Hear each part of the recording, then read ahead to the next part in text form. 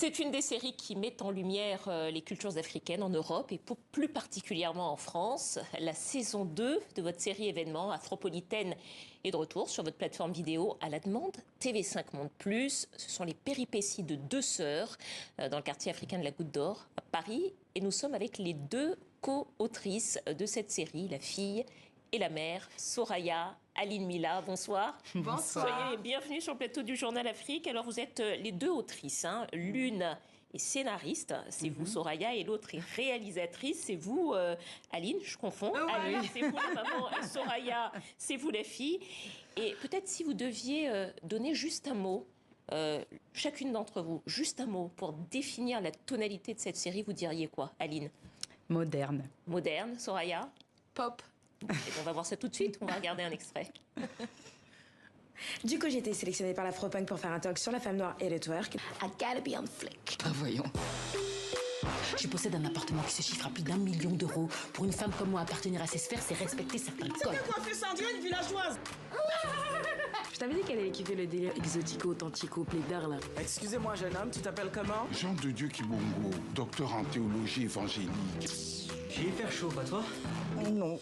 Et les femmes, maintenant, elles assument leur corps, d'accord? Ça s'appelle de l'empowerment. Ça fait en quoi? N'importe quoi. Tu sais, mon ami, rien n'est impossible à celui qui croit à ça. Que la fête commence! Voilà, que la fête commence. Et la fête a déjà commencé hein, sur TV5 Monde Plus. Peut-être en un mot, Aline, comment est-ce que vous définiriez, puisqu'on a un petit peu dit de quoi ça parlait, cette série, comment est-ce que vous définiriez la trame et les inédits de cette saison 2? Alors, dans cette saison 2, on a introduit des personnages français et blancs. Ce qu'il n'y avait pas dans la saison 1, pour montrer un peu plus la multiculturalité. Je pense que c'est la nouveauté de cette saison. Soraya, c'est ça? Elle a raison Oui, elle a tout à fait raison par rapport à ça. Enfin, pour nous, c'est un prolongement de la saison 1 parce qu'il y a tellement de thèmes dont on a envie de parler à propos de cette double culture afro-française. Mais c'est vrai que introduire des personnages blancs qui sont étrangers à la culture africaine, avec des grands guillemets, hein, parce qu'elle est plurielle, mais donc ils sont confrontés, ça permet aussi de parler de certains thèmes, relations mixtes notamment, on s'est beaucoup amusé, hein, voilà, à parler de ça, parler du copain d'Ivoire qui va devenir même sapeur au contact du milieu congolais. On va pas trop en dire, mais c'est vrai que c'est une des nouveautés. Il est si voilà, beau.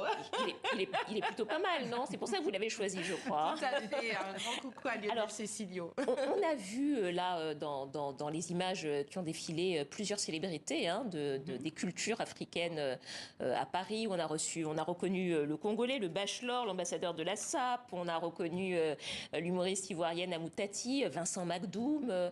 Aussi, comment est-ce que vous êtes allé choisir les personnages qui sont dans cette série? Qu'est-ce que vous avez voulu exprimer avec elle, avec ces différents personnages? Tu veux que je réponde maintenant Oui, enfin, tu vas compléter aussi. C'était une façon de montrer différentes façons d'être noir à Paris. Il y a des identités multiples et on voulait mettre en avant certaines de ces identités. Oui, on trouve que le rôle d'Afropolitaine, c'est aussi de mettre en lumière, en fait, ces Afro-Parisiens dont on parle et qui forment ce formidable patchwork hein, d'identité noire. Donc, après, ça s'est fait aussi selon la disponibilité de certains, mais on a arrivé Vincent Macdoum, on l'a eu, on a arrivé le Bachelor, on l'a eu. Et pour nous aussi, c'était une magnifique preuve de confiance et d'encouragement que ces personnes acceptent de faire partie de l'aventure et voilà. Oui, alors vous parlez de diversité, c'est important de le rappeler parce qu'en fait les deux personnages principaux, enfin les deux femmes qui sont les personnages principaux, Janice et Ivoire, les deux sœurs, sont très différentes l'une de l'autre. Alors je rappelle, hein, Aline, que vous êtes la scénariste de cette série, vous avez imaginé des personnages très différents. Les deux sœurs, là, elles n'ont rien à voir. L'une est très, et disons, assez révoltée, défend beaucoup la cause noire en France, et l'autre, c'est vraiment presque, et c'est l'aînée d'ailleurs, c'est c'est quasiment une fille modèle. On peut dire les choses comme ça? On peut tout à fait dire les choses comme ça. Juste avant, je voulais dire qu'en fait, Soraya et moi sommes les scénaristes de la série. Vous avez scénarisé toutes les deux, mais voilà. C'est seulement vous qui réalisez. Exactement. Voilà, c'est toujours un peu difficile quand la maman et la fille travaillent ensemble. Ça peut être confusant, effectivement.